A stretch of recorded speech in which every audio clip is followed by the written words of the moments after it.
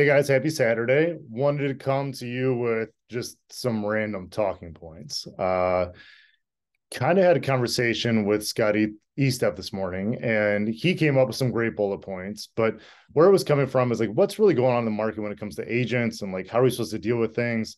He admitted that he had written 5 or 6 offers and didn't get a single one in the past week. So, just that slow burn of pain that seems to be happening across the board. And what comes to mind for me and what I was thinking about yesterday is Darwinism or Darwinianism. And to remind you, in case you don't know, that is basically survival of the fittest.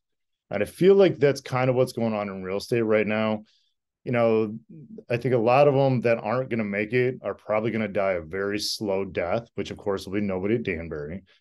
But, it takes a lot longer to get out of the business. But the ones that are going to excel, now that we're in hard times and it is a little slower right now, you got to remember we're going to be doing the least amount of transactions we've done in probably 8 years, this year. So with that said, volumes are still up, listings are still great, but it really is a survival of the fittest mode. So I was trying to think through that. And I'm thinking to myself, okay, if only the fittest are going to survive, then what does it mean to us as agents to be fit? So kind of went back and forth on that. And my buddy Scott came up with some talking points that I'm just going to read here since I like to just steal stuff that's good versus coming up with my own. So think of fit. So FIT. So let's start with F. So he came up with full of strength. And I think full of strength when it comes to a couple things. So full of strength when it comes to mental. So understanding what's going on in the market, understanding different things that are happening with inspections, appraisals, understanding what an escalation clause is, how to write it, how to read it, how to negotiate it. Oh my gosh. I mean, so many times in the past 2 weeks, I've had at least 10 people tell me that agents not at Danbury don't even understand what an escalation is. How does it work? How do you include the appraisal gap in it? I mean, it's a cluster. So mental, I think best practice, spiritual. I mean, obviously, everyone has their own spiritual things going on, but if you're not strong in that aspect with what you go through every day, you're probably not going to make it. Physical, obviously, we got to stay physically fit. I mean, if you're just laying on the couch all day, or if you're showing up at the office and just sitting there doing nothing, you got to be on the move. You have to be active. Your body is at best when it's in motion. Your mind is at best when it's in motion. So we have to make sure we're still moving. Emotional, are you emotionally full of strength right now?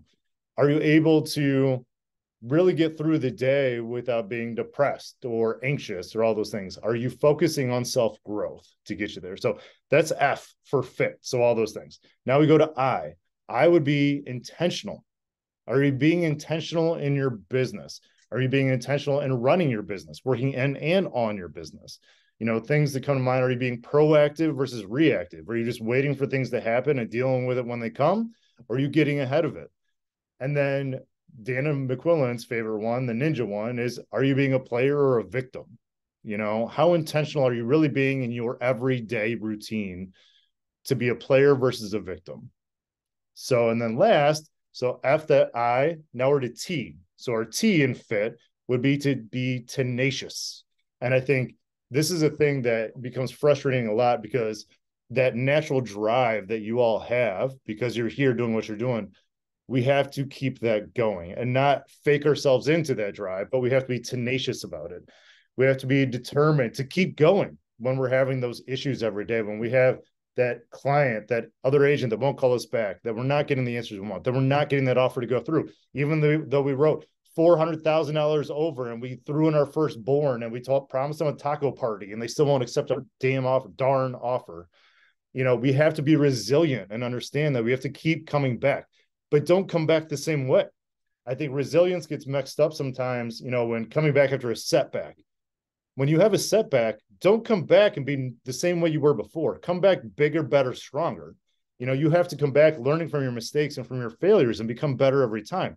Being resilient isn't going back to where you were before. We have to go through every day and how we're going to do better. We have to be grateful. You should be writing your gratitudes, but also what happened today that I can do better tomorrow? What is my next right thing that I'm going to do? What is my next right decision that's going to make my day, my month, my year better? And I think if you can be fit, so full of strength, intentional in what you're doing, and tenacious about how you approach it, I think you will survive. And I don't think survival is necessarily just getting by. Surviving is excelling. And I think that's what we're going to do here shortly. That's what we're doing every day and working together. That's what we're doing as a company with envisioning what's going to be happening next year, not tomorrow. All these things that we're doing is to be fit, to excel, not just survive. So started out a little slow, got a little ramped up. I love you guys dearly. Just make sure you're going out there and being intentional. Go back to Dan, be a player, don't be a victim. Have a good day. See ya.